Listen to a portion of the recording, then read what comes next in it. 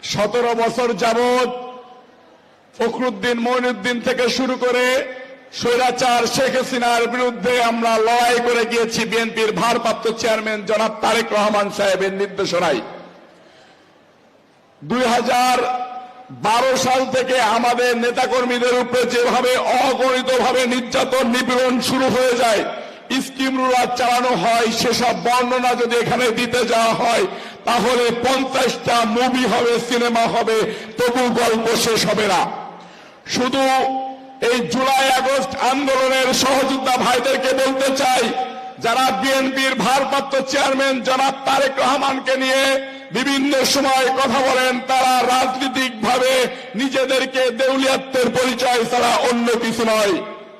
বিএনপির ভারপ্রাপ্ত চেয়ারম্যান জনাব তারেক রহমান সাহেব যখন দেখেছেন 13-14 তারিখ থেকে এই স্বৈরাচার হাসিনার দেওয়া কোটা বিরোধী আন্দোলনে ছাত্ররা মাঠে নেমেছে, সাধারণ ছাত্ররা মাঠে নামলো, জাতীয়তাবাদী ছাত্র দল মাঠে নেমে আসলেন, আমাদেরকে নির্দেশনা দিল এই ছাত্রদের পাশে আমাদেরকে থাকতে হবে, এটাই আমাদের দেশ, এই দেশে কোনো বৈষম্যর স্থান হবে না, আমরা ইনশাআল্লাহ এই যুদ্ধে বিজয় হব, এই যুদ্ধের মধ্য দিয়েই আমরা স্বৈরাচার হাসিনার বিদায় ঘটাবো।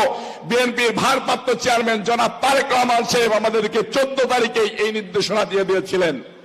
আমাদেরকে বলেছিলেন নেতৃত্ব পর্যায়ের লোকেরা যদি রাজপথে থেকে এই ছাত্রদের ভিতরে থেকে লড়াই সংগ্রাম করে তাহলে হাসিনা প্রথম দিক দিয়ে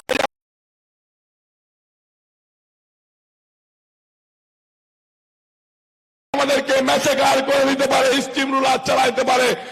পাশে থেকে নেতৃত্ব দিতে হবে, সাধারণ যে আমাদের নেতাকর্মী আছে তাদেরকে ওদের ভিতরে ঢুকিয়ে দিয়ে আমাদেরকে আন্দোলন সফল করতে হবে ইনশাআল্লাহ।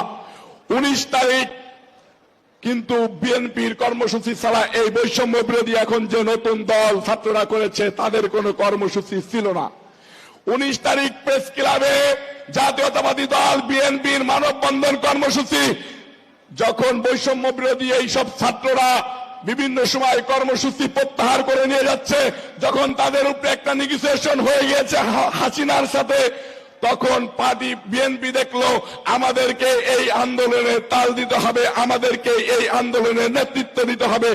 আমরা 19 তারিখ প্রেস ক্লাবে আব্দুল মুনায়েম মুন্না, নুরুল ইসলাম নয়নের নির্দেশনায় নেতৃত্বে প্রেস ক্লাব এলাকায় যাওয়ার আগে আমাদের নেতা রুহুল কবির রিজভী আহমেদকে গ্রেপ্তার করা হলো।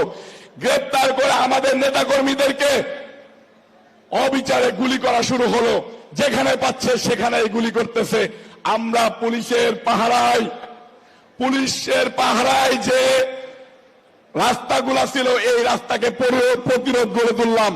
হঠাৎ করে আমাদের মিছিলের উপরে নির্বিচারে রাইফেল দিয়ে গুলি করা হলো। গুলিতে মৃত্যুবরণ করলেন, আমার সাথে স্পটে ছিলেন ঢাকা মহানগর উত্তরের সদস্য সচিব সাজ্জাদ মিরাজ, আনিসুর রহমান তালুকদার খোকন, SM জিলানি, আরো ছাত্র দলের সাধারণ সম্পাদক নাসির। আমি আর নাসির যখন ব্যারিকেড বেঁধে দিয়েছি, পুলিশ হাত উঁচু করে পিছন ধরতেছে, ঠিক একই মুহূর্তে উপর থেকে আমাদের উপরে রাইফেল দিয়ে গুলি করা হলো। আমার সাথে থেকে মৃত্যুবরণ করলেন নবীন তালুকদার। নবীন তালুকদারের মাথায় গুলি লাগলো, ঘিলু এসে আমাদের শরীরে লাগলো, রক্ত এসে আমাদের শরীরে লাগলো। এই নির্মমতা দেখা যায় না। আমাদের সাথেই আরেকজন ছাত্র নেতা গুলিবিদ্ধ হলেন, ঢাকা কলেজ ছাত্র দলের সাধারণ সম্পাদক মিল্লাত। আমাদের ঢাকা কলেজের সহযোদ্ধা ইমরান একই জায়গায় আমাদেরকে টার্গেট করে গুলি করলে 5-7 জন লোক গুলিবিদ্ধ হয়ে ওইখানে লুটে পড়ে যায়। আমরা সেই নির্মমতা দেখে মনে করলাম যে এই লাশ নিয়ে কাঁদতে কাঁদতে পার্টি অফিসে যাওয়ার থেকে এই লাশকে পার্টি অফিসে পাঠিয়ে দিয়ে আমরা আবার যুদ্ধের ময়দানে লড়ব। আমাদেরকে লড়তে শিখিয়েছেন বিএনপির ভারপ্রাপ্ত চেয়ারম্যান জনাব তারেক রহমান। বিএনপির ভারপ্রাপ্ত চেয়ারম্যান জনাব তারেক রহমানকে এই 17 বছরে শত নির্যাতন করেও দমিয়ে রাখতে পারে নাই।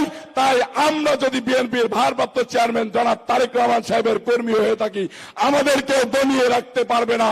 তাই তো লড়াই সংগ্রাম করে গিয়েছি। বিএনপির ভারপ্রাপ্ত চেয়ারম্যান জনাব তারেক রহমানের নির্দেশনায় 21 তারিখ যখন কারফিউ দিয়েছিলেন আব্দুল মুনায়েম মুন্না, নুরুল ইসলাম নয়নের নেতৃত্বে যুবদল সেদিন জনাব তারেক রহমান সাহেবের কথা রেখে ঢাকার বুকে সর্বপ্রথম কারফিউ ভেঙে আমি মিছিল করেছিলাম।